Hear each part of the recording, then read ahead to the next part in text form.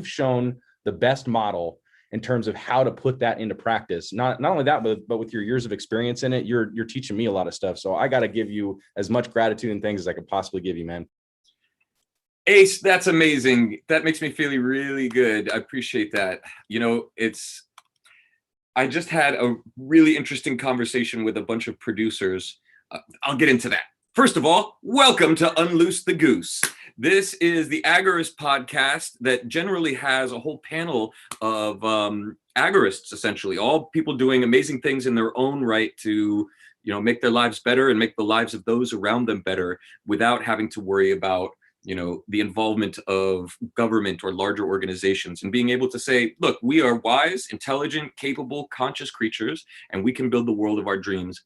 And we don't need a nanny or a boss, essentially, to give us permission or tell us how to do that or involve themselves in any way, unless it truly benefits us, right? So that's the basis of Unloose the Goose, and it covers everything from cryptocurrency, entrepreneurialism, homesteading, survivalism, just business and law in general, canning, and all of the things that allow us to take control of our lives and take control of every aspect of our lives, like true accountability, right? So that's the purpose of Unloose the Goose. And we're live now, and we've got some of our flock and gaggle from the Unloose the Goose Telegram, from the Fire On Telegram, from the Survival Podcast Telegram, the New World Awakening Telegram. I just put the call out and said, hey, let's have a conversation and see where everybody's at in their lives, where they're at in the story or the song of their lives, and how we can, make our lives better, share some information, share some knowledge, and share some perspective. So with that, welcome to Unloose the Goose. I do believe it's episode 35. I sure hope it is, because that's what I labeled it. And we have a couple people joining us right now from the gaggle. We've got Ace of Trump, 45. I don't think he voted for Biden. And then we've also got Lori Eve. I think that's from the Fire On chat. Is that right, Lori?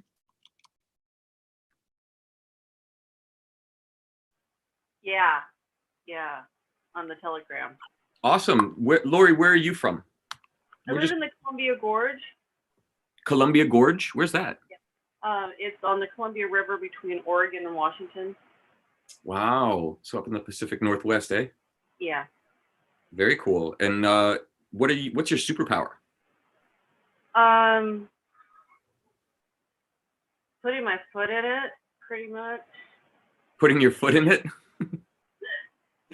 Needs to be my consistent superpower. Yeah, like learning hard lessons, quote unquote. I guess so. Some of us are just destined for that sort of thing. What do you do for your hobbies? What are you passionate about? Oh gosh. Well, I guess so I don't even know where to start. Just a retired person who's trying to figure that out, I guess. Do you like pottery? Have you ever tried pottery? I have, just like in school. Yeah. It's been a long time.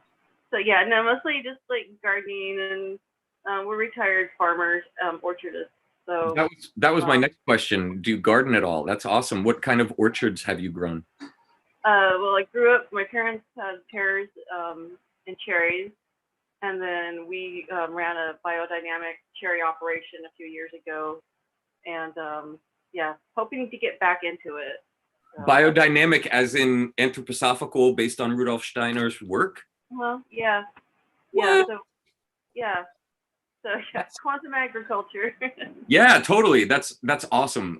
We practice biodynamic growing on our farm in North Carolina. Yeah, we started diving into it. My wife is actually a Waldorf teacher, and I'm very familiar with Steiner's works on a bunch of different subjects. So we're gonna have a good conversation on all of that and how it factors into agorism and why it's foundationally important, I think. So cool. Thanks for being here and for, stepping out and going out on a limb. That's where the sweetest cherries are, right? Oh, sometimes. Yeah, right on. Ace, whereabouts are you? I'm actually, I was born and raised in California, born and raised in Visalia, California. Agricultural community, the World Ag Expo, that big old thing, like when I was in high school, involved in that. And there was a special schooling program at Mount Whitney High School, which I attended that had to do with ag-based education. So we Right. start talking about all this stuff. I'm sitting here all giddy in my chair. I'm like, oh, perfect. We got some like-minded people. Yeah. So I was born and raised in California, but I actually moved out of California due to just, the cultural dynamic and economic structure over there is rather This unstable. year or earlier? Huh? This year or earlier? It was actually this year. It was March 1st. I left. Good for So you. I went down to Arizona for a little bit just to kind of see what it was like down there. But there's so much going on down there that I don't want to get caught up in it. I decided to head up to the Northwest. So right now I'm kind of just nomadic, staying up in the Northwest, doing a lot of research on cryptocurrencies, the financial markets. I actually used to teach trading on Discord with a group called MD Live. I was actually booted out of there because I kept trashing the dollar, and they really didn't. I was like, fiat's not going to work, guys. You need to think about crypto. Yeah. So I got kicked out of there, but I helped build that community. We actually did stuff just like this. I'd get on the chat group. We had what's called the trading pit. So we got together and using our utilities from unusual options activity in the options market to using news sources and just tracking, order flow on the tape of whatever equity we were trading. I helped people to make money doing all that stuff. I did that for about a year. But my wife, who's soon to be divorced, unfortunately, we didn't see eye to eye on a lot of things. Oh, She, sorry. she actually works for Merrill Lynch. Ironically, she hated the fact that I was in the markets, but she works for Merrill Lynch. So I kind of stepped away from doing that. But during that time, I was teaching a lot of people about stuff and got a background in automotive service, as well as doing a lot of sales and electronics repair, things like that. So I have a pretty wide background of things. Well, that's really cool. I figure I got a skill set that I can give to people. I don't know where, how, when, or what, but you seem to be like something that's vibrating here. You know what I mean? Like there's a certain frequency of work that you're doing. Dude, that is key. Thank you for saying that. So, wow. Okay, we're gonna have a really cool discussion. We're gonna talk everything from anthroposophy, entrepreneurialism, and cryptocurrency and trading. Lori, do you know anything about crypto, or have you been in on it? I'm sorry, 1 second. I have to step out for a second. I'll be back in about 5 minutes, but I'll be on mute. No problem. Sure. Hi. Crypto life. Yeah, we've had some Bitcoin and Ethereum for a few years. Just we thought, a few years ago, let's try it and Nice. do something with it. I mean, I play crypto kitties sometimes. That's dope. Yeah. So and I felt like a slave trader. So I can't do this anymore. And then we got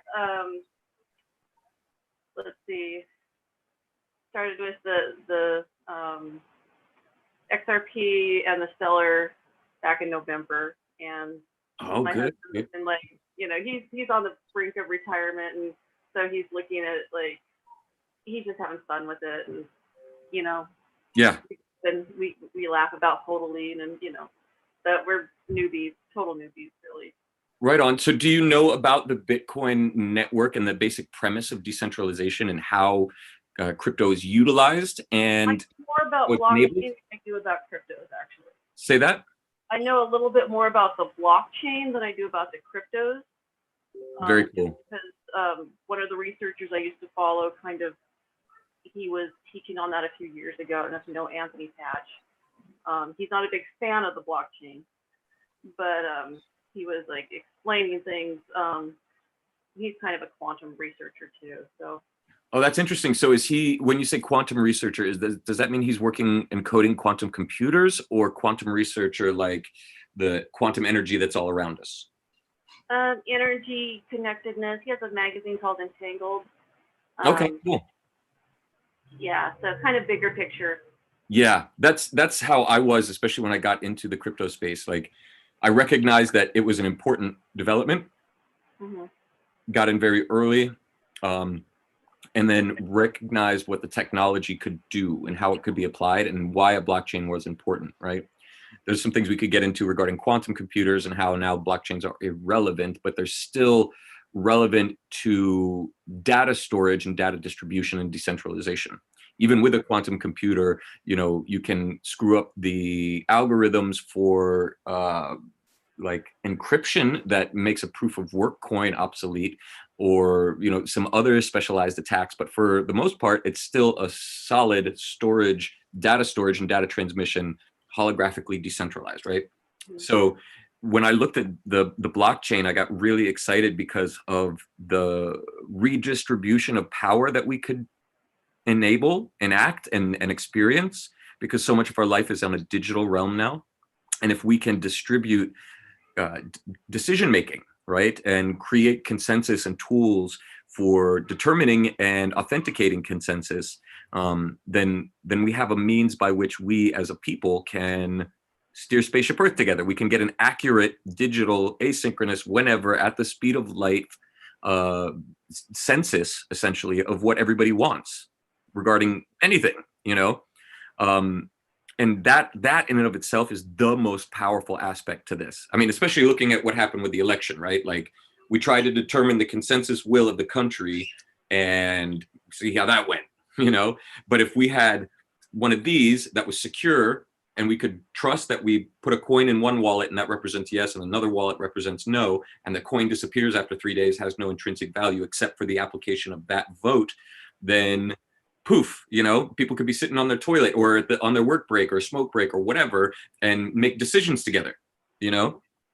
So that to me was like the biggest and most profound application of the blockchain. So the currency, it's almost like all of the real developers and programmers I know, like real ones, like with real applications in, you know, government or industry or whatever, they're like, the currency is not, it's not even the value there. Like the real value is that consensus decision making, that decentralized storage, and a number of other, you know, interesting applications like with smart contracts and such. And they disdain the cryptocurrencies as a whole. What do you think? It sounds like you're talking about, we're speaking the same crackalacan language. Yeah, I mean, I see the value in the currency more as a means to build out the blockchain. Like, I mean, it has utility and everything, that's fine. But I think its real value is in, like, and I think that there's many ways to build out the blockchain, but currency seems to be one that most people can get into and learn about. Yeah. Well, it does, just like stocks, right? It's like, I believe in this company, XYZ, and so I'm going to buy their stock, show them my support, give them the resources that they need to continue building and operating. And this is little piece of paper, or now digital certificate, represents the overall success or GDP, let's say, of the company. Although it's not really, right?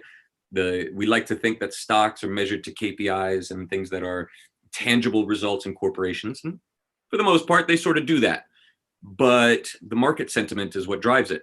And we're looking at that in exquisite splendor in the crypto market, right? Because just an idea, a white paper, somebody puts a coin to it, everybody starts buying it. It goes from zero to, you know, $1, $3, whatever it is. Some are, you know, like Bitcoin was a white paper and an idea, and it turned into a $65,000 asset, you know. A good friend of mine, Alex Lightman, I was just on a podcast with him this morning, and he said that it's the only asset that within this year you will see become will multiply in profits by 1 billion%.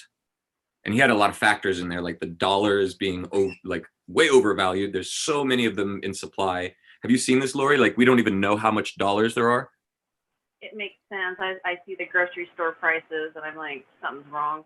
21% of the global dollar supply was actually printed in 2020. I think it was 21%. I saw that statistic. I actually circulated it around. So you've seen what happened with the Federal Reserve writing those blank checks for BlackRock to go in and monetize bonds and everything, right? And they're still doing it. Every time it's just been an ongoing thing. You can see the Federal Reserve's balance sheet.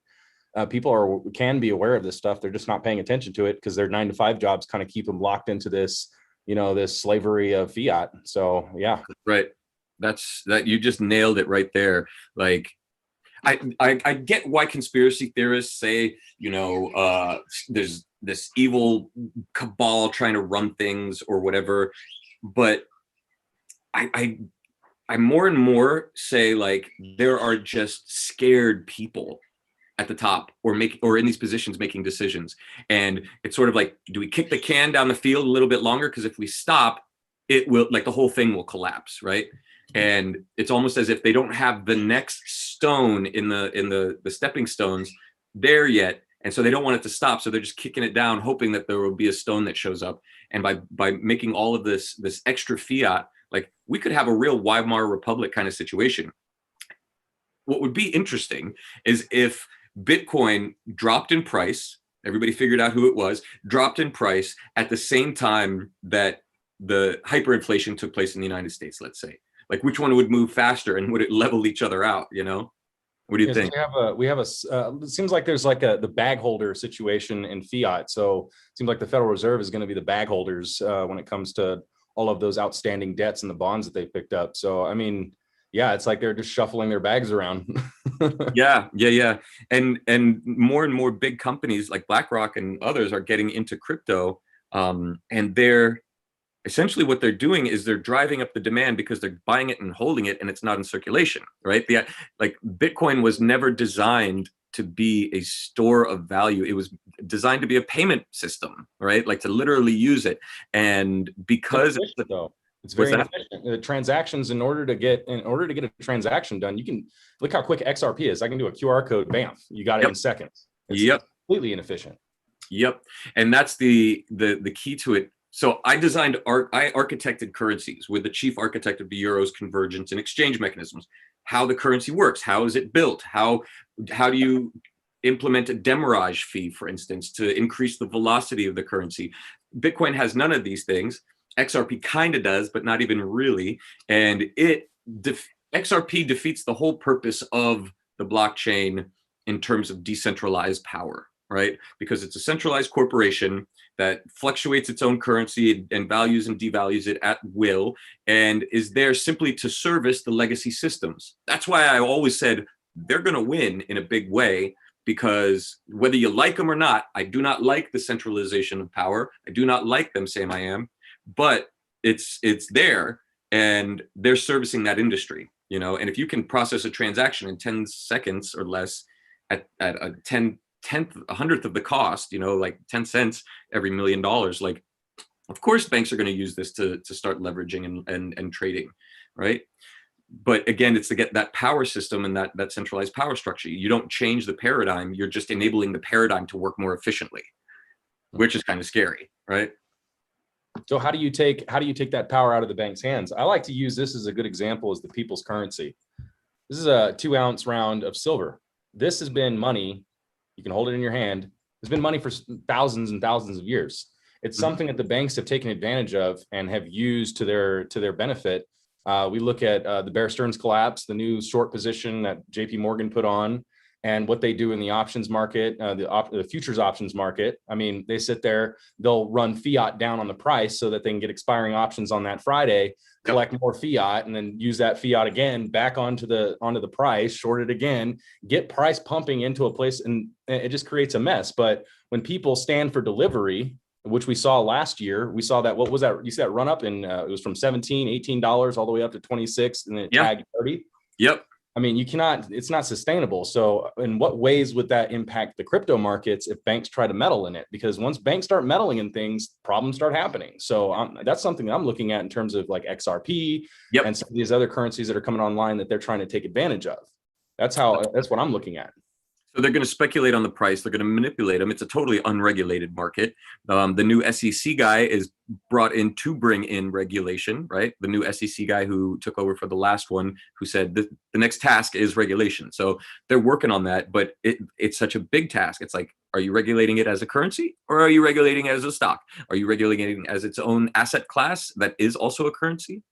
I think that, you know, the minute, I know for a fact banks are involved in the Bitcoin space, 100%, has been privy to and party to deals at hundreds of millions of dollars for banks acquiring these, and they're holding on to them. And then again, doing what you're saying, like options and derivatives trading off of the value there, and ridiculous stuff. And so we're seeing this takeover essentially of what is supposedly a safe asset class, but is completely like at the whim of the big whales and fishes. Mm-hmm. Yeah, I mean, how long have we been at the mercy of those who hold the most value? I like to use the word value instead of currency, money, things like that. This is just value. That's what this is. This is just value. Those who control the most value typically control, and it creates, a centralized power structure system, right? Correct. So you have a top-down kind of functionality where those who are at the top kind of have the most control. And we look at that even in terms of governance. You talk about this SEC regulator. They're just tacking on more rules and more rules and more rules for us to follow, making it for those of us who may not be well equipped to handle a lot of those, navigating all those rules, a lot more difficult. But those who are well capitalized, those who have law firms, those who have individuals that can, defend them in terms of all that stuff, it enables them to power. It enables a smaller group to power. And it's an ongoing issue. So this is why I look at decentralization of value. So let's say I have a skill set. I can fix your car, right? You got a water pump or whatever it is that you need fixed in your car. You and I can exchange value based off of what? Silver, money, currency, or maybe I don't know. Whatever's efficient. Huh? Whatever's efficient. Yeah. So what if I needed something other than this? What if I needed, let's say, some food? What if I just needed some groceries for the month and you needed a water pump? How can we establish a transaction, an authenticated transaction of value between two parties that doesn't require somebody meddling in between that? It's a two-party transaction that doesn't have any influence. You see what I'm saying? Like that dynamic on the blockchain might be something that we can look at, because there may be somebody across the world that has some accounting skills that I need, and I'm over here in the West and I need this and they have that. And then, our ability to communicate those things, how do we establish that value transaction there? And I think that's where blockchain kind of comes in to be able to provide that. Yeah, 100%. Lori, we just had Diana, a friend of ours. She came to the Fire on Launch party in Florida not so long ago, an amazing soul. She just joined us. You want to say hi, Diana? And then Lori, I want to ask you a question. Yeah, hi everybody. It's a pleasure to meet you here, to see you again. I really, really miss you guys. Like I've been like crazy, and I just entered the Unloose the Goose chat and I saw you were there and I was like, yeah, I want to go in. Yeah, sweet. So for everybody who doesn't know, tell us where your name, where you are, and what your superpower is. Okay, I am Diana Llanos from Mexico City. I've been traveling around the world for the last 20 years. My superpower is love, unconditional love. Oh, very cool. Yeah, that's awesome. And you're building a community. That's the best. Oh, thank you.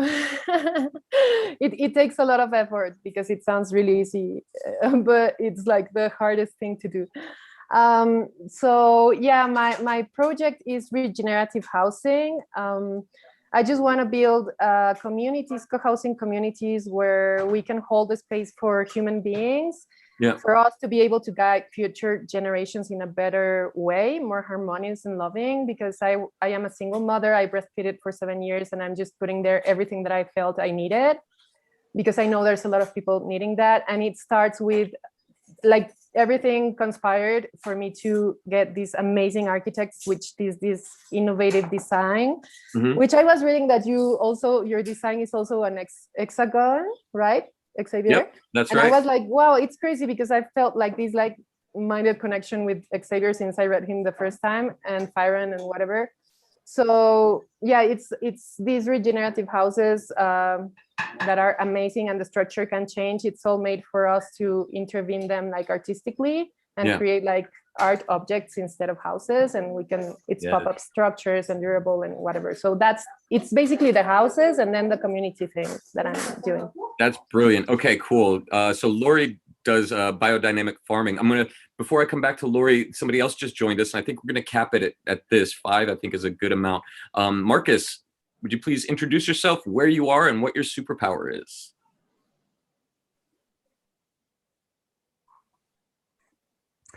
I'm coming in from Germany again. Hey, welcome back, Marcus. Superpower, probably a good amount of empathy and patience, because I'm a social worker, and without that I couldn't do my job. And some Weltschmerz? So what? Some Weltschmerz? No. Good. That's awesome. No. Even though I encounter a lot of problems in people, I still think being solutions orientated is the only way to do this. Yes, very good. I've had a great deal of Weltschmerz in my life, and for those of you non-German speakers, the Weltschmerz is like the weight of life, right? Like all of this suffering, all of this stuff. This like I sometimes have had this where I feel like I need to fix all of these things, you know, and that's probably the German in me as well. Okay, so welcome. We've got a full house then. We were just discussing crypto. We were discussing biodynamic farming, and I was just going to ask you, Lori, you know, in terms of the centralization of power and the incursion into the crypto space by central banks and, you know, all of these unregulated big whale players, is it important that we shrink our communities and become tighter knit, or that we grow them and like sort of Voltron up and like connect across the globe and like create new systems? Where would you stand on that question? Gosh, I guess from a like the biodynamic stance, like viewing the organism as a whole. Yeah. And each of us have our own sphere of influence and our own like organisms that we have to be responsible for and keep healthy. But the boundaries matter somewhat, I think. Yes. So how would you see that playing out? Like, we're moving into a digital grounds, right? We've got Facebook and everybody just communicates and whatever. Meanwhile, Facebook sits and watches everybody in the petri dish and like, look at this great human experiment we have. Let's put some AI and see what happens, right?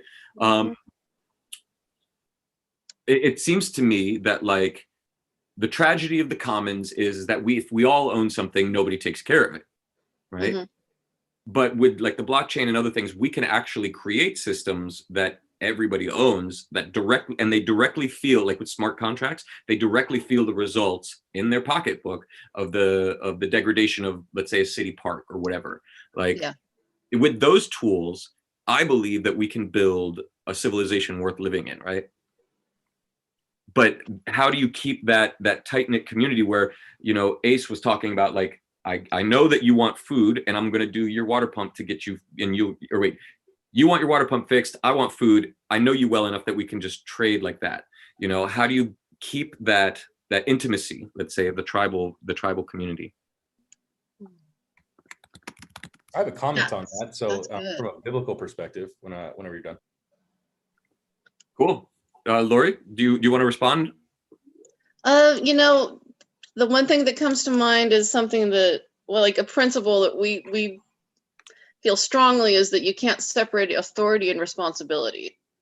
And I think when there's a disconnect between authority and responsibility, we degrade a bit. Things aren't the way they should be. Unpack that a little bit more. What's the difference between authority and responsibility? So when you have authority in your life, like you are under authority, oh goodness. No, I think it's really important. So when you take personal responsibility for yourself and your life and the things that you have been given to steward. Yeah. So I see it more as a stewardship principle. I love that. That, you know, this is ours, but I also have ownership over things that I've been given stewardship for. Does that make sense? Yep. And, you know, stepping into my responsibility with that, you know. Wow. Let me ask you a question. Do you take more care of your own things or things at a person's house whom you are a guest in? Oh, personally? Yeah. I hope I'm mindful in both, but yeah, if I'm a guest, I'm going to be probably more conscientious about not leaving, you know, fork in the sink or whatever, you know. Wow. Yeah. I mean, what you said was so important for me to hear right now, especially. It's like, I've always treated the places that I were, and I've always treated, like when I was a guest at places, I always was very, very diligent about leaving no trace and leaving the least impact, you know, and beautifying it and making the hosts feel happy and glad to have me, right? Yeah. And I realized just from your statement that I do that in my own home. Like, what a gift this is. What an honor it is to have a place to steward. I think that that's a huge, how do we put that into the social contract? Marcus? We'll go down the line. How do we put um, um, as soon as you learn to value your own stuff, you're able to value other people's stuff more. Yeah, because even, then you know what it's worth, right? You know what of course, goes into it. and to be able to value your own stuff, you have to have an you have to it's like once I was quoted when I said something like emotionally mature people are usually forged, not cast.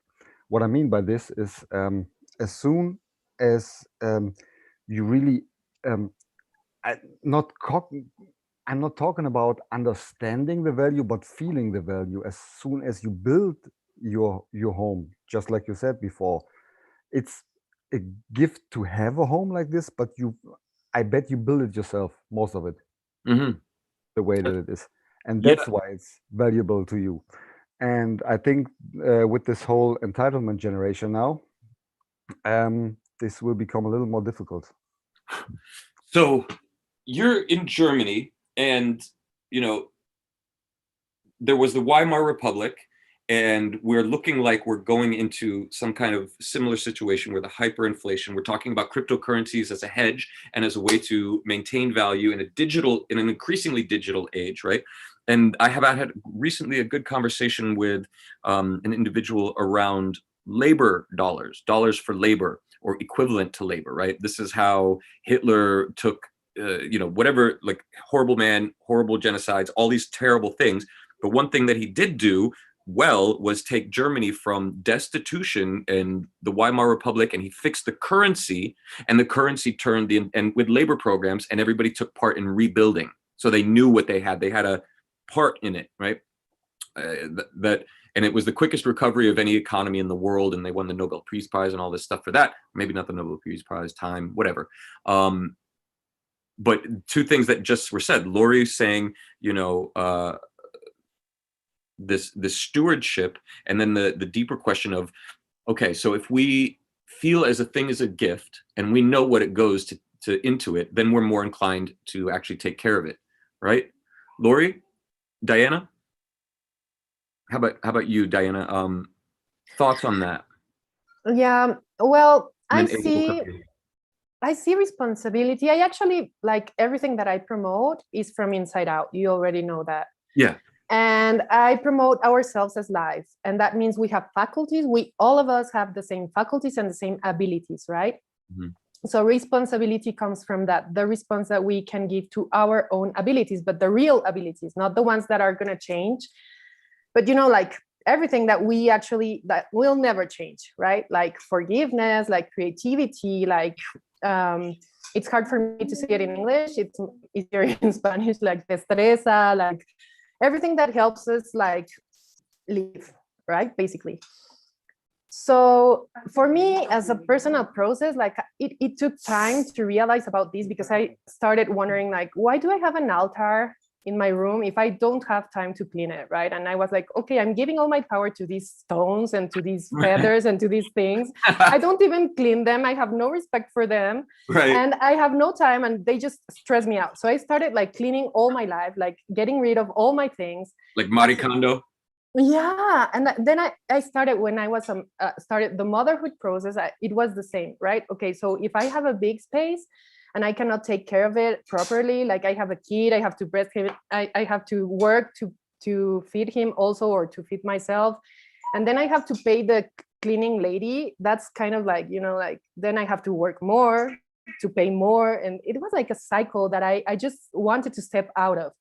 So I started to take responsibility of my life first, like getting rid of everything I couldn't take care of. Mm-hmm.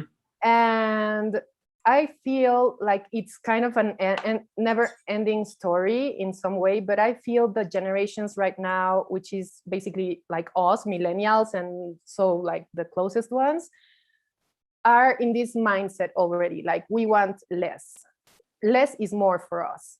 So I think this is a very good thing. I think we all learned from our parents. Most of millennials had like all these recessions that our parents lived. For example, my family broke completely. And there was times like we had so little money to eat, like the 5 of us, like when I was like, I don't know, 13 years old or 11. Right. This marked my life so much, like my father almost had a stroke, and I have so many friends that were in the same situation. They lost their houses, whatever, so we just don't want to take this on. We don't want like these big mansions. We don't want to pay. We don't want the luxuries cars. I have like one computer. Trying to impress. I mean, come on. Yeah, and I actually, it was a very hard process for me because I was in all these particular schools, like with all these rich kids, like all the chauffeurs, the bodyguards, like all these things. So for me, it was like a really, really hard process to be myself, to be real, and to say like, okay, I have all the same abilities. There's no one like more than me, and there's no one less than me, So I think it's more of a spiritual process. Responsibility is a real spiritual process. It has nothing to do with matter, nothing to do with matter. We can keep cleaning our stuff, but if we don't take care of our relationships, if we say we love but then we hate someone, that's not responsible.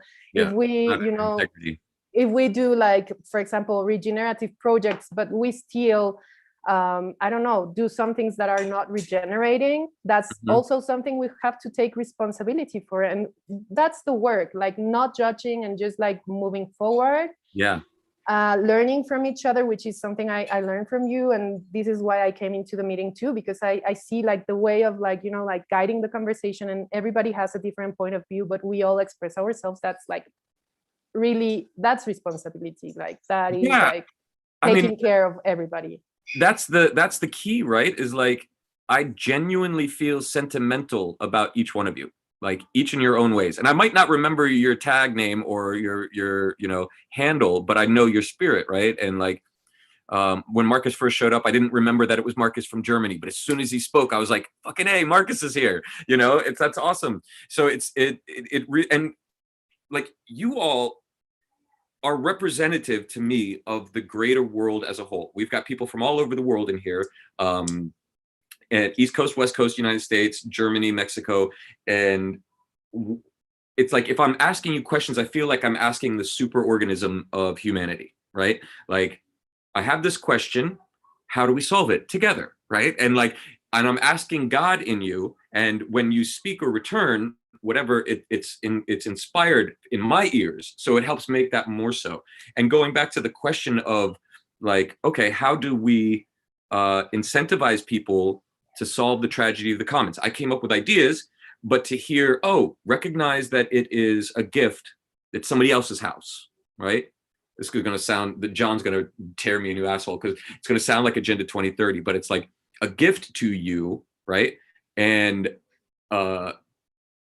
if it's that, and then there's like a social dynamic, and a lot of people, I don't know that I would want to do this either, but there's a social dynamic where we build like a labor dollar, and everything that's co-owned by the corporation, everybody has to take shifts doing even the lowliest of tasks. But the trade-off is you only have to do like 4 hours a week of work, right? If everybody's rotating through the different tasks, like, yeah, I'll do 4 hours of fucking toilet duty. Why not? Because then if I don't have to do, right? Like I don't think of myself as any important person. Like, I've cleaned toilets before. Why not? Right. And so if we destigmatize all of these tasks and rotate people through them in the corporation, we need people to garden, we need people to do this, and everybody needs to be cross-trained.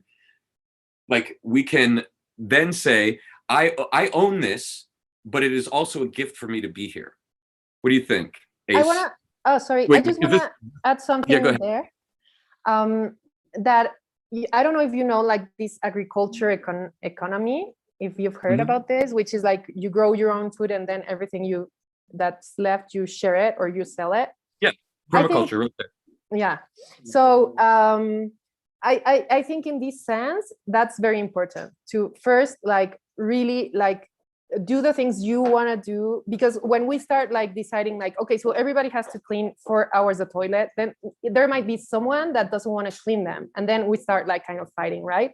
But if we say my superpower is loving, my superpower is forgiving, my superpower is patience, we just use those superpowers for real. Every time somebody doesn't want, we use that ability and we solve the problem. As simple as that. We solve it. We don't wait for someone else to solve it for us.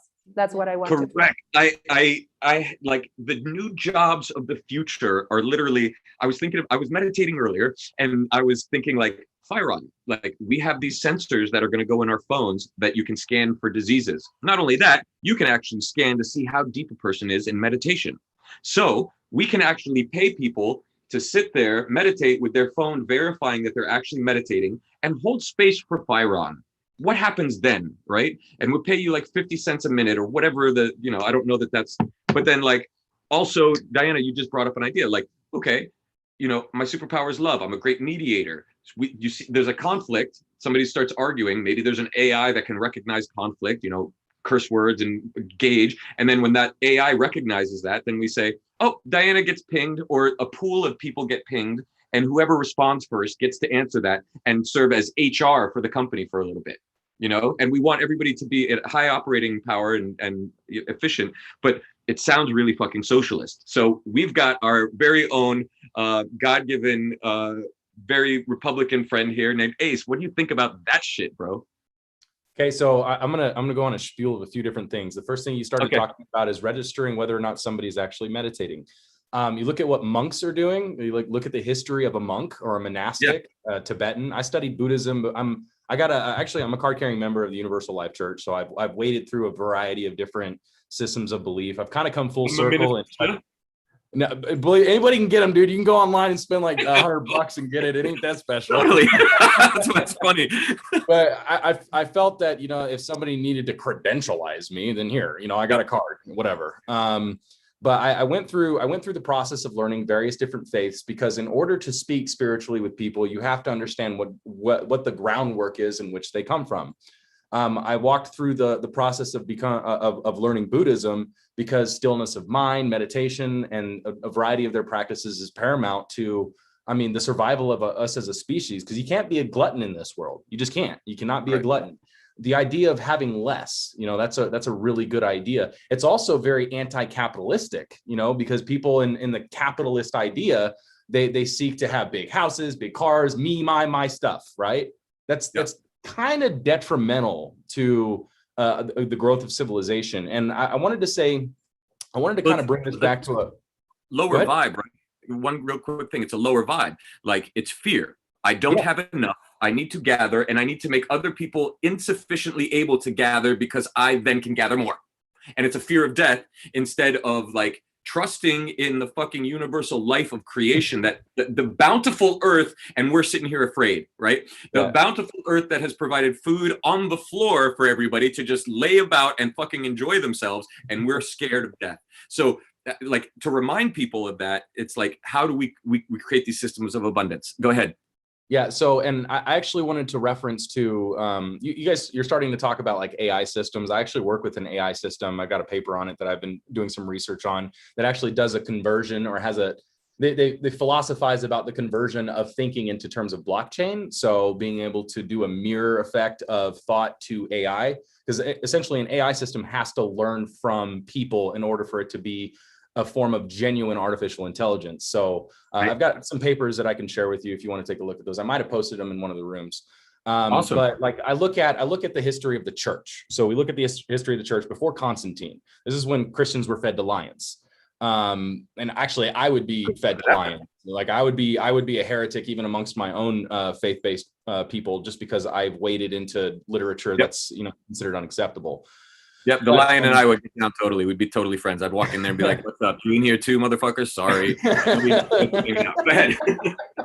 Exactly. So the communities that were formed in those times, in order to spread the word or the good news of what Christ was trying to teach, they were small communities of people, 10, 20, and they worked in silence. Like, they didn't want to be persecuted. They didn't want to be attacked for their ideas. And I can tell you right now, if I was to come at you and tell you that there is a socialist capitalist dynamic that can actually operate integrally amongst people and in society as a whole, I would be shot down for that. I mean, I can talk to the most staunch conservatives. I've listened to Mark Levin. He taught me everything I needed to know and understand about conservatism and conservative ideals. And I myself would be oppositional to some of those ideas because of how they negatively impact society in some regard. But if you look at the dynamic of how some of those communities were formed, they operated with a symbiotic dynamic of like you're able to sit here and talk individually with people and not have to sit here and talk over a crowd. I mean, let's look at a church today. Your Joe Osteen churches, you've got millions of parishioners, and you got one person up there sitting there talking blah blah blah blah blah blah blah blah. And what does that do to edify the spirit of a man who comes in there struggling with whatever it is that he's struggling with? It does nothing other than to sit there and listen to somebody versus somebody to sit there and listen to him. So that doesn't do any good for people in that situation. So, but I also found that work, things that you do, activities that you participate in, and engagements, those actually bring about a spiritual experience for people, whether it's cleaning toilet. Look, I worked at a medical facility that housed mental health patients. I worked in it was an ER center too. So we would have people who would come in that are having emergency things, and I would go in there and I'd clean blood, spit, all kinds of funky bodily fluids. I'd have to have hazmat suits on and like special tools. Right. I mean, you need somebody to clean a toilet right here, bud. I got you. It doesn't even faze me a bit. Right.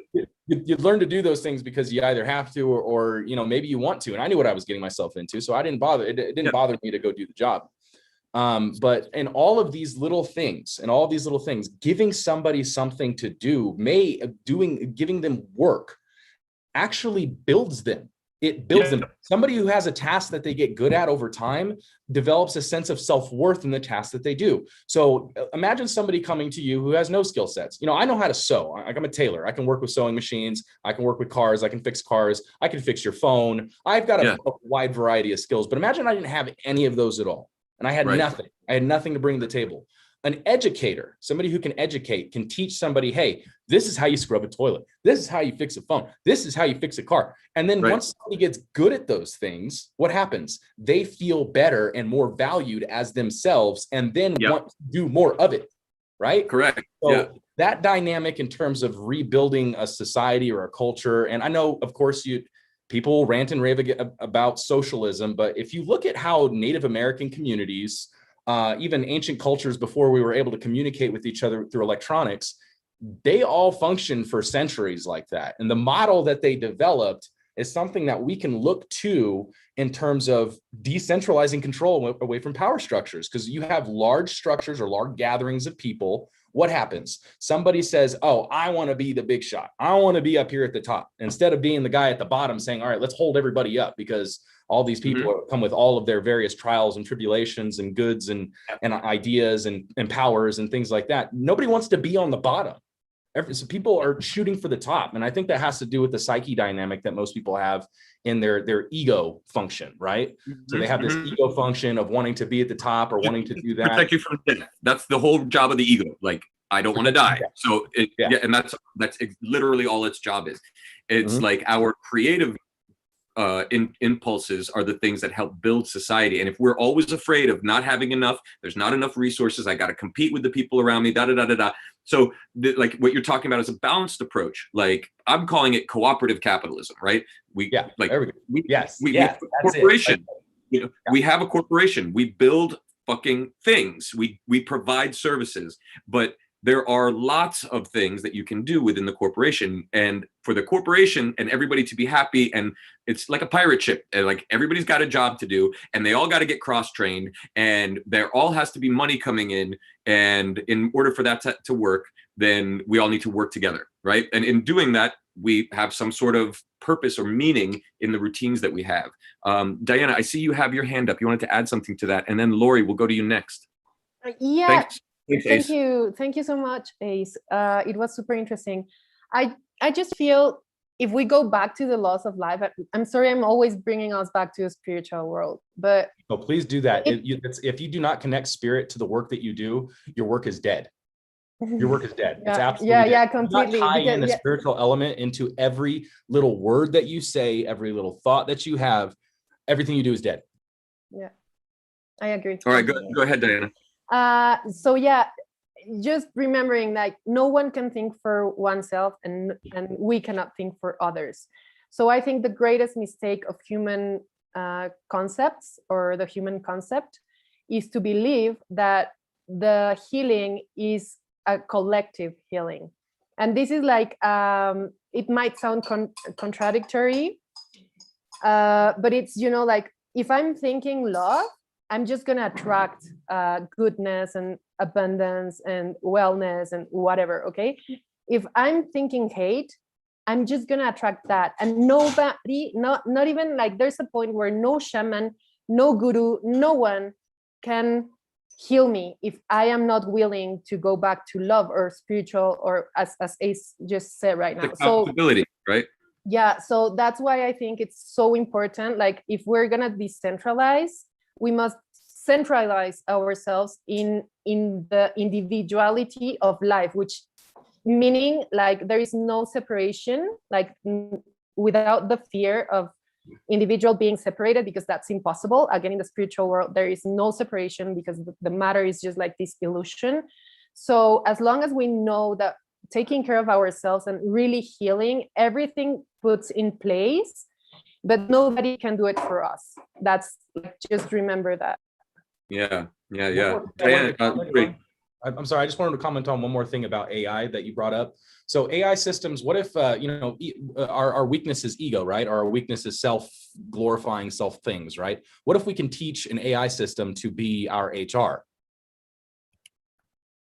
So are you saying that's a really good question? If we can teach, and let me think on that, and let's ask Lori. Lori, would you like to address the idea of capitalism, the idea of building a corporation together, or how do you best see integrating some of these concepts, and like how to have better stewardship of the earth?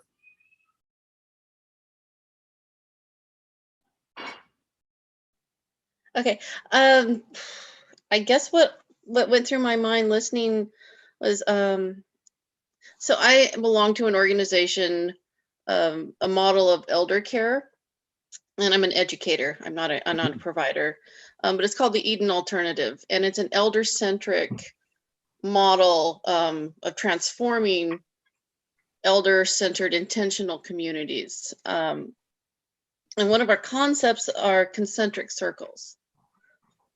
And sometimes your concentric circle, your sphere of your orbit of influence, for example, will overlap with someone else's. And so I guess, and from my model, I'm just trying to get a kind of more of a solid way of describing it. But say we have an elder who cannot do anything for themselves whatsoever. Okay. Right. We value them the most in our model. They become the most important person alive in the home. So say someone who cannot feed themselves or clothe themselves or anything. What they do for us, they save us in that they teach us that people have intrinsic value just because they exist. And it's not about what you can or can't do. It's that we see each other as so important just because someone who can only be, they're so valuable because they teach us that there's value in simply being. Does that make sense? My soul is like jumping up and down inside, because I'm like, holy shit, this is so beautiful and so true, because it really is. It's like throughout history, we have valued our elders. The wolf pack will always go as fast as the slowest elder. And because they have the longest memory, the actual, like, you can sit and you can feel and share memories. Essentially, when somebody tells a story very well, it's as if you're there, right? It's like the transference of electrical data in the form of memories and thoughts and feelings. And so of course they're the most valuable, because they're going through struggle, they're going through the very end, and it's an opportunity for us to demonstrate our humanity.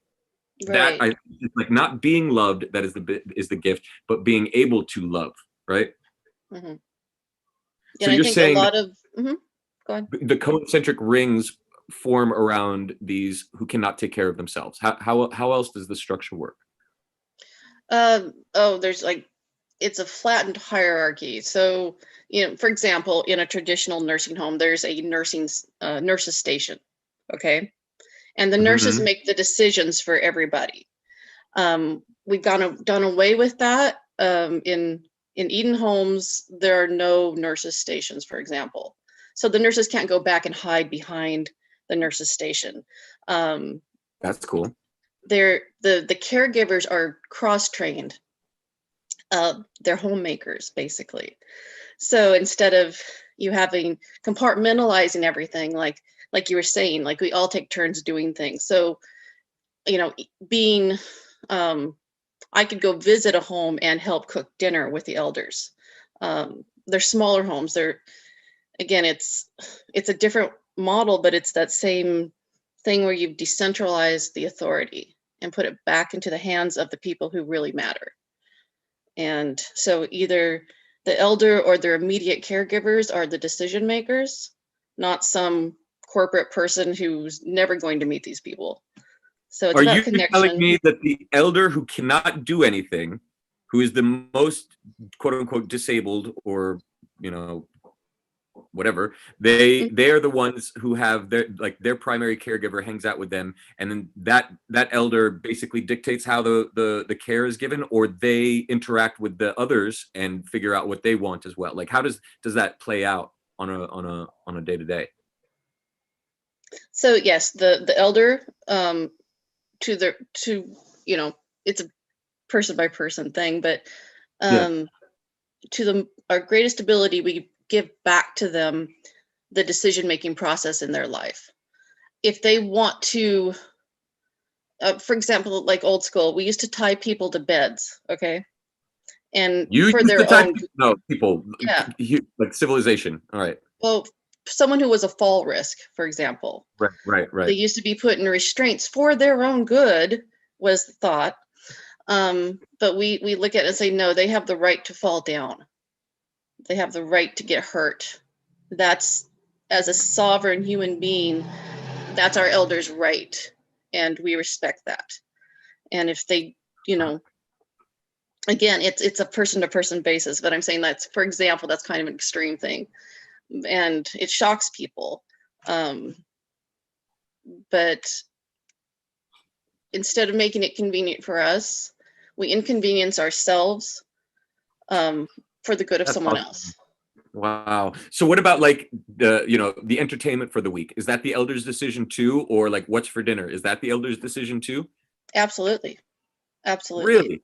How did they come to how did these elders come to consensus?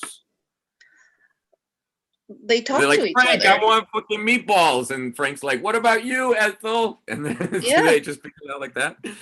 Well, it's like, okay, make yourself something. It's a whole different, it's just, we've taken the industrialization and reclaimed it. This is a family. You fight, you don't get along all the time. It's messy. People are humans.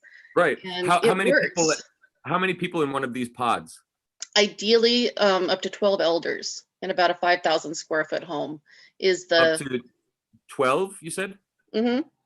12 elders in a 5,000 square foot home. That's kind of the ideal model. We call it the greenhouse model.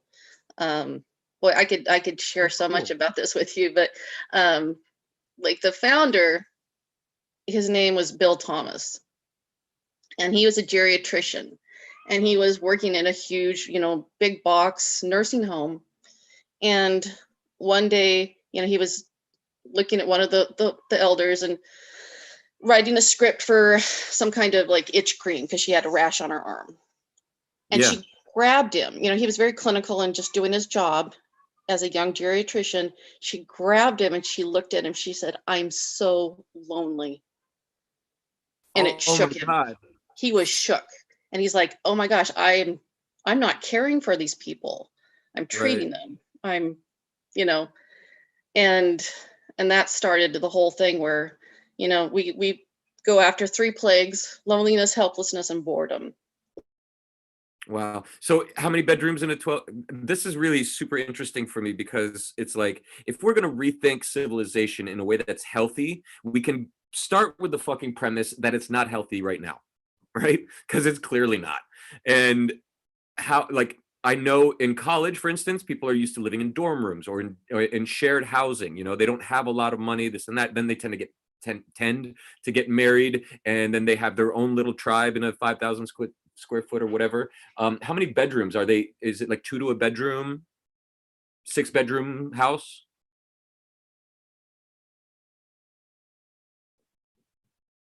Uh-oh, did we lose Lori? You're muted, Lori. Well, those details are kind of irrelevant. Lori, if you can hear. Oh, I didn't know I was muted. Sorry. Okay, so yeah, how many bedrooms and like how many elders to a room, and then do the caregivers live there as well, or do they rotate in and out like 8-hour shifts or whatever? Okay, so greenhouse model. That's the 5,000 square foot home for up to 12 elders. The ideal conditions is that everyone has their own room, their own bathroom, and like there's no nurses station, so everyone's medication is locked in their own room. They have so much more autonomy, but then all of the rooms open up into a great room. Yes. And so they can hang out. Yeah, they can't be. They can go to their own room if they want, but there's not these long hallways where they're isolated. So right. Everyone so can come in. Play piano for everybody if they want.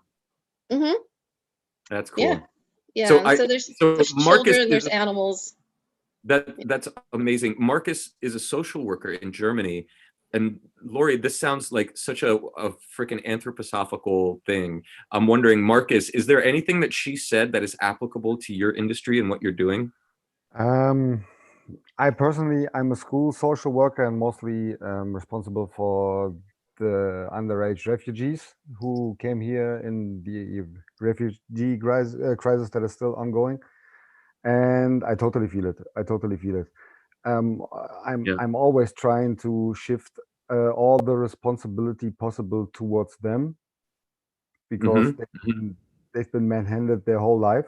And even if I know it better, I still just offer them my knowledge and let them take it or leave it because it's their right. Are you familiar with their home life? Like, have you seen them in their homes? I visited some of their homes, of course. But what is more important, at least to me, is that I'm one of the few people who can stand when they start to tell the atrocities they've been through. Yeah. And people like me are obviously rare because all of them just open up to me because I don't shiver when they tell their stories. Yeah. And that ties a little back. Yeah, I can handle it because it makes sense to me. Just like you said, the last time all you need is a knife because you've been trained in survival and you can handle yourself in the woods. I've been through a lot of violence, so a lot of the atrocities, the reasons why those atrocities happened make sense to me. I understand the pattern behind them, even though I am totally not the person who would do anything like that. But I understand why those things happened, and that's why I don't have to shiver. Yeah. I hear those things. Do you think that they would benefit, all of these refugees, in a situation like Lori described, where it's like maybe instead of 12 people, maybe 3 families, right, in a 5,000 square foot unit with a central area, or maybe even like Diana, these hexahomes that we're talking about, right? You make like little pods with, a single family unit, all like maybe 5 of them around a central building structure or something, like a shared common we did it like that for individuals to be able to do their own clusters, because I think we are in the era of taking responsibility of ourselves. We cannot repeat history. That's the problem of humanity. We keep repeating. So we want to care about people in the way, like we want to take care of their problems instead of taking care of ours. So if, like Marcus was saying right now, I think that's very important. Like when you already learned how to do something, that's the power you can, I'm going to say it in this way, you can transfer it, but it's more that the other individual can sense it. So for example, somebody falls down and you see him well, even like, you know, like he may not even be hurt just because you saw him well, and he could pick up your sense, because we, again, are spiritual beings. We are not matter. So I think that's the most important. And that's why individuals must decide for their own how they want to live, because some might want to live alone, and some might want to live in communities, and some might want to live just with their own family, you know, like. Yep, for sure. I'm just thinking of a problem that exists just out of this discussion, right? And a beautiful novel approach to it that solves the problem in another community, which is the elder community, right? I know this community very well. I ran a home health agency for like 20 some odd years.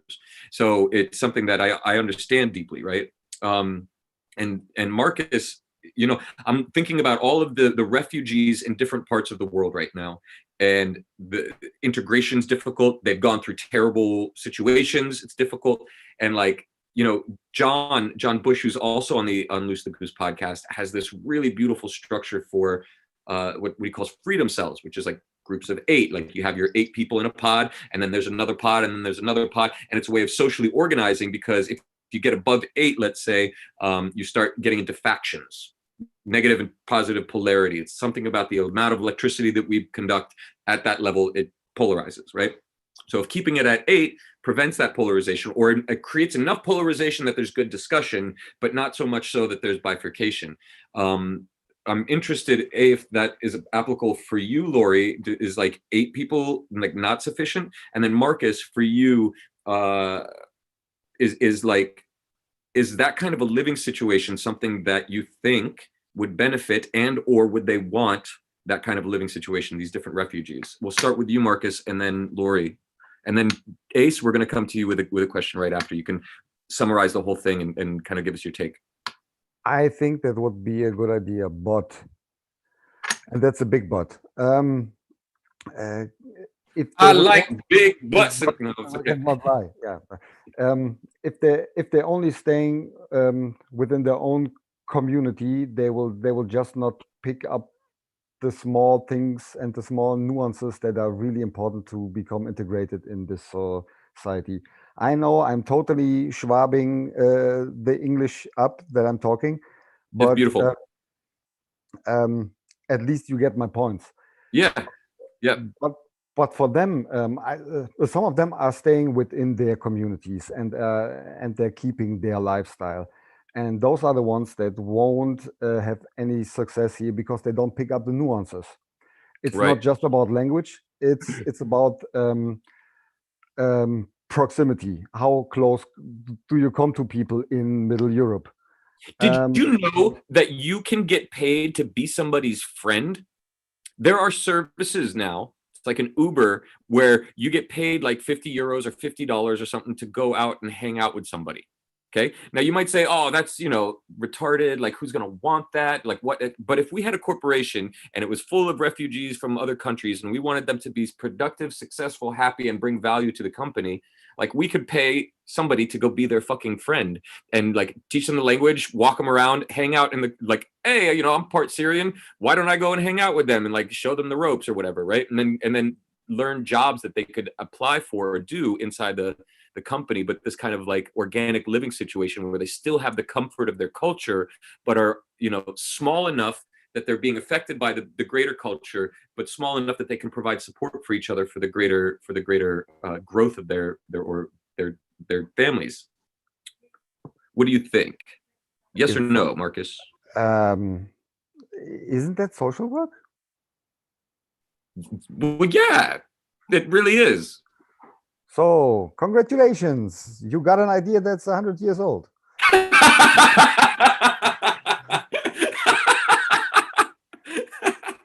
Yeah, I guess so.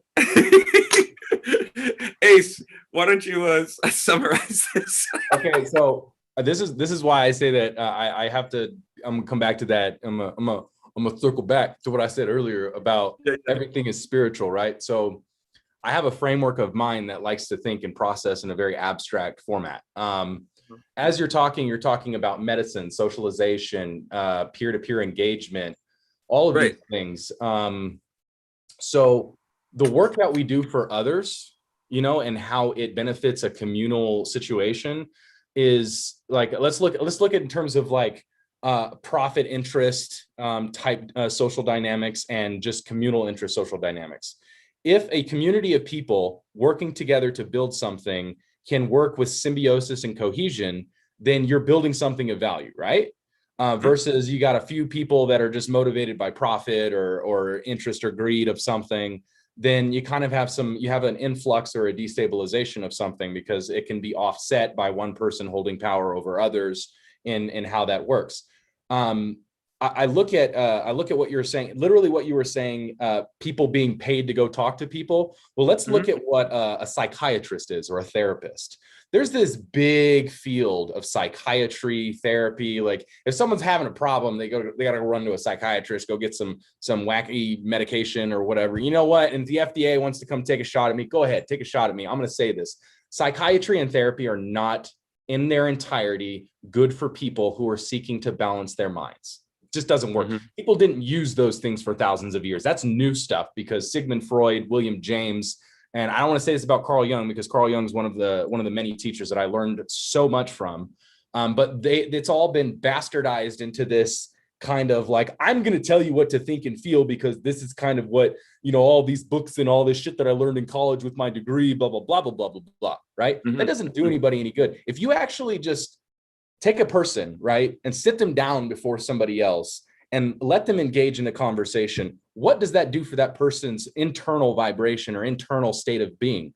In listening to somebody's thoughts or listening to somebody's feelings and just being quiet, that in and of itself can actually validate that person because somebody gives a shit enough to listen.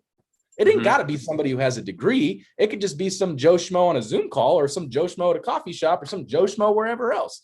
That to me is actually what would be good for in terms of working with people who have issues of mind, issues of spirit. So let's look at 2020 as the example, because I'm always going to say this and I repeat this all the time. Hindsight's always going to be 2020.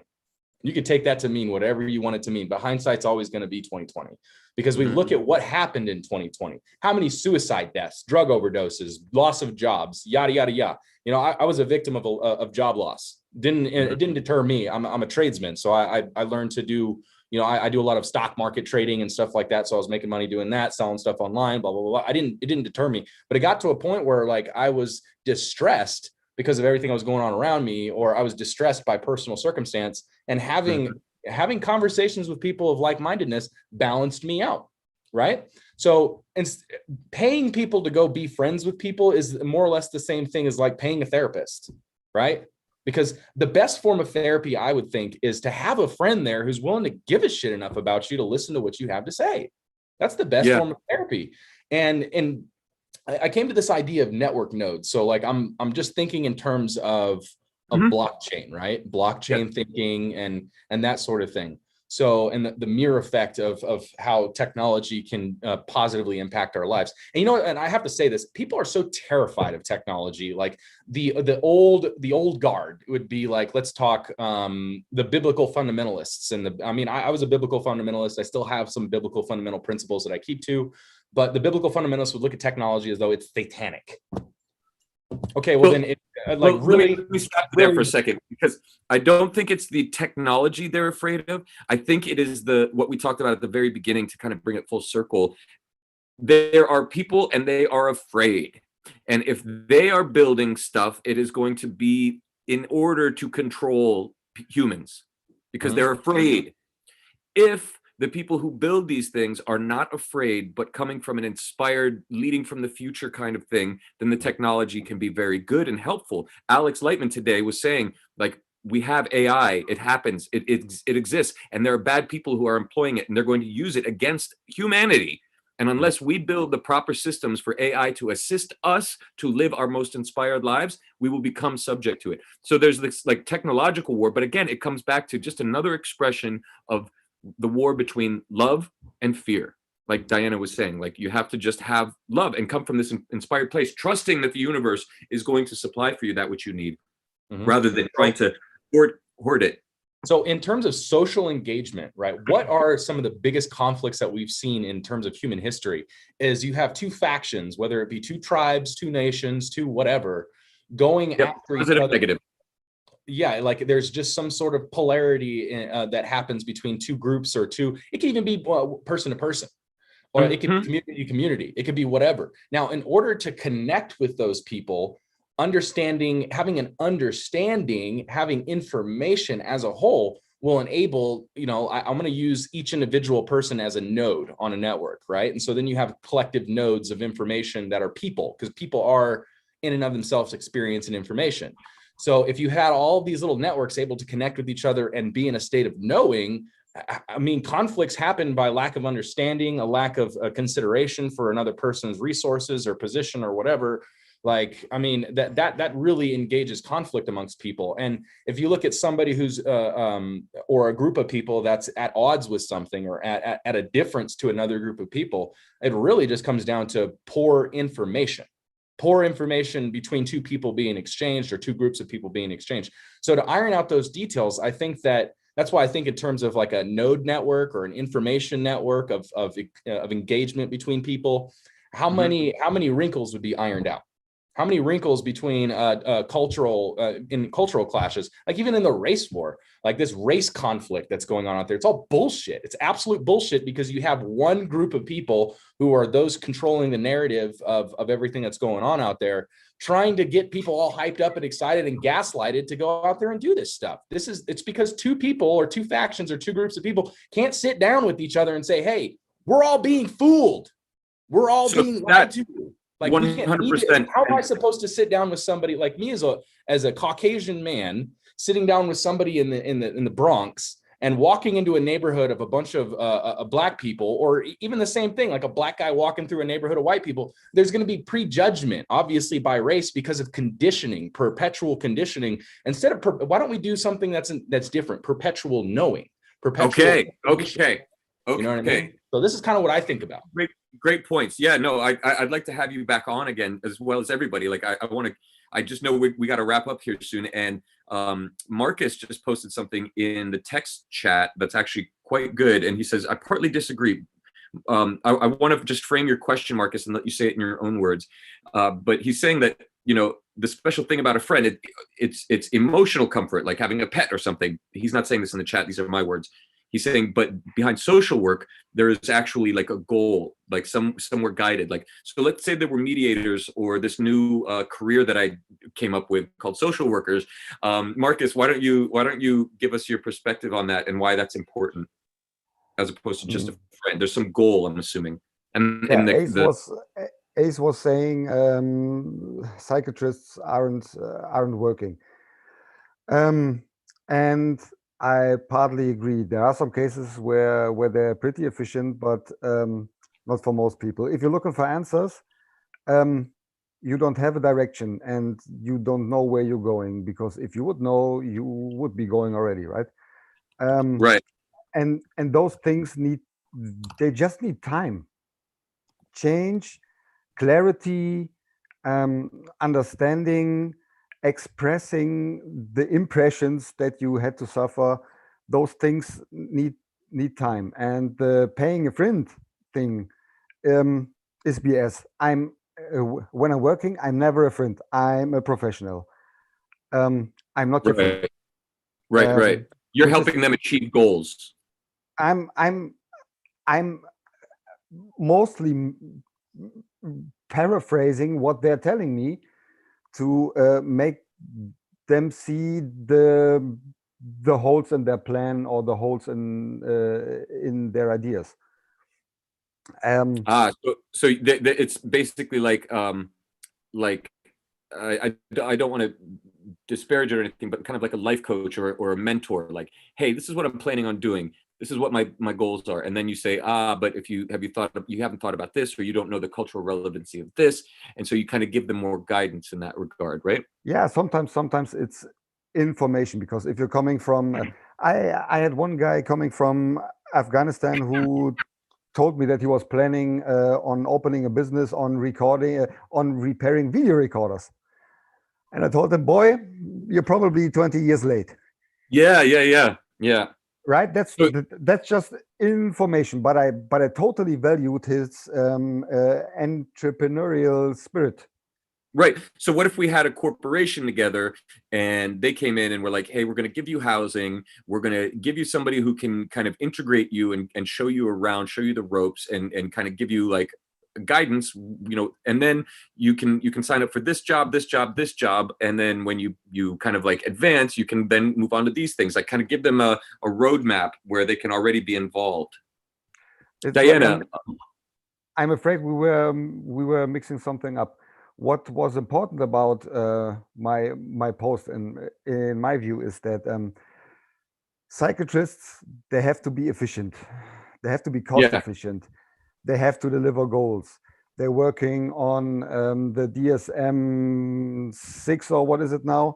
Over here is another system, which is all very, very categorized and it's niches that and drawers that you have to put people in, but people don't fit in there. They just don't. This has been very unlike our normal Unloose the Goose. We tend to focus on homesteading and these and things, but what we're talking about here is, to me, very exciting, because it's how do we work together, structure society in such a way that it works, that people feel included, feel like they are both getting a gift of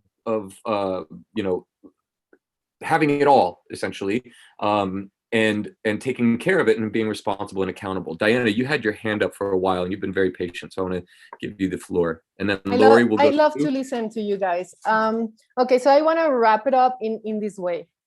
I think we as humanity, we had this big, amazing opportunity right now of locking ourselves home, of just seeing our eyes constantly, like getting really deep in ourselves. Some humans took it, some others didn't even exist in the reality right now in countries that didn't even take it. And some others just didn't follow the rules and keep with their life, okay? So for the ones that we did it, and we took the opportunity of going deep and think about what we want and whatever, I think we got the opportunity of knowing that we already have everything because we are alive, we are spiritual beings, we are living in the future. There is no time. Time is relative. So we have everything. And again, I think it's thinking what I need and what I want and start building from there. Because the moment we see outside of ourselves, we start supposing what others need. And that's the mistake. We need to do it for ourselves, and then we attract whoever's going to need it, because some might need right now. The fact that we are mind, life, spirit, doesn't mean that we are all in the same state of mind, right? So the thing is, some might need the help of a psychiatrician. I don't know, sorry for psychiatrist. Psychiatrist right now. And some of us are not even taking medicines anymore. We're taking, like either I live or I die. But that we cannot ask everybody to be in the same state of mind. I think that's unrespectful. And so I would leave it like that. It's not things, but what we think and feel about things. Yes, very much so. Lori, last thoughts before we wrap it up. This has been a super interesting conversation for me. My mind is open in a whole new ways. Go ahead, Lori. Oh man, I don't have much to add. I love that you're so heart-centered, all of you. And I have this vision in my head of, what Russian dolls are? Those little dolls inside of, And so it's like, I'm like this little, being, and but I'm so much more.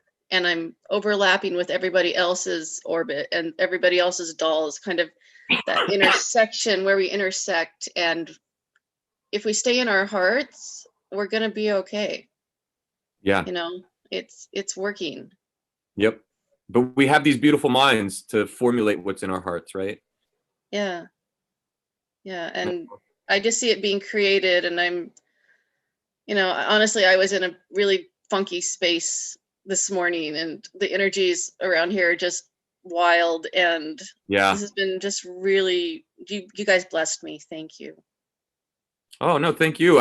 The difference between your voice from when you joined the call to now is like it's amazing. Like, it's obvious, you know, you were very like, oh, this, that. And now you're like, listen, this is a beautiful thing. And that in and of itself is worthwhile, you know? And then I got an insight into home care and structuring pods, and like, imagine freedom cells that had like everybody wants that. They want like a little crew of people that they can count on, have beers with, or shoot the shit, or play music or whatever. And just know that, okay, this is gonna be safe, and then we're gonna go do cool shit, or I'm gonna go work on my career, or I have somebody to talk to, like that little tribal feeling. Like, it'd be cool to set up a corporation that allows for that. And Marcus, I want to give the floor to you for the last thoughts. You said something, the generalist specialist ratio. I think the balance there is good. So tell us about that, last thoughts, and then we'll go to Ace, and then I'll close it out. We were talking a lot about cross-training people so that everybody can do everything, and Diana was talking about specialization with our special abilities. And I think we have to keep in mind that humans are generalists. We are not particularly good in one thing, but we can do a lot of things. But what pushed us as a society and as a species is that we were able to communicate and to organize our cooperation. Cooperation. And you know, everyone is like, yeah, we got to work together, we got to cooperate. I mean, everyone who was working at a construction site did that. It's not that hard. Right.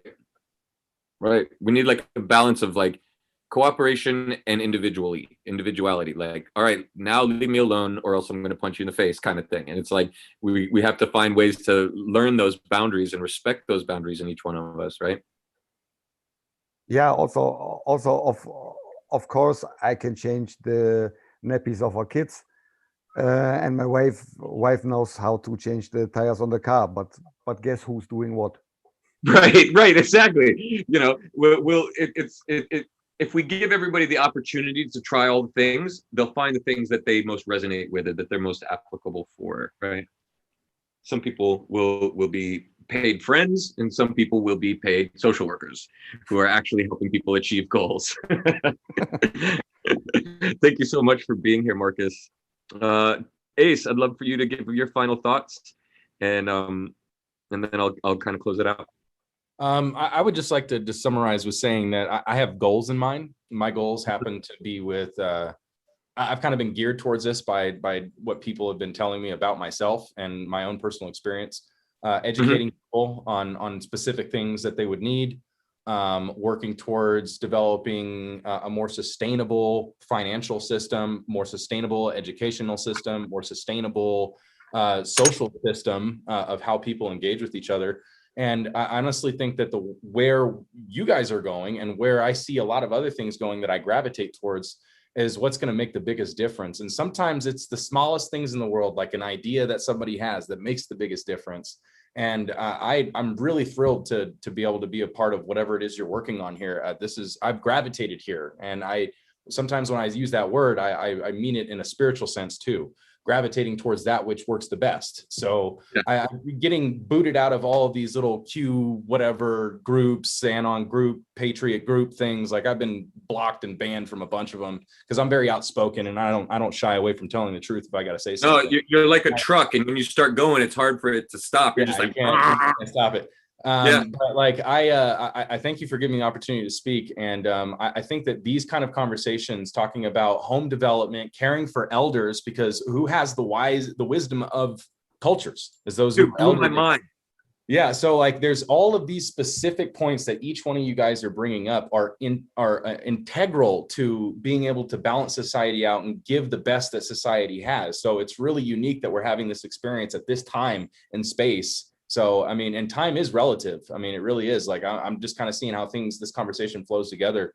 And I thank you for that. And all these ideas really need to be put into, and need to be more than just thoughts. They need to become things and practices and applications of things. So I'm really looking forward to see how we can apply this in a broader perspective for either individual communities or larger communities, and be able to integrate these ideas more effectively than what we've seen happen. Huh? Yes, totally. John Bush always goes fireon.com.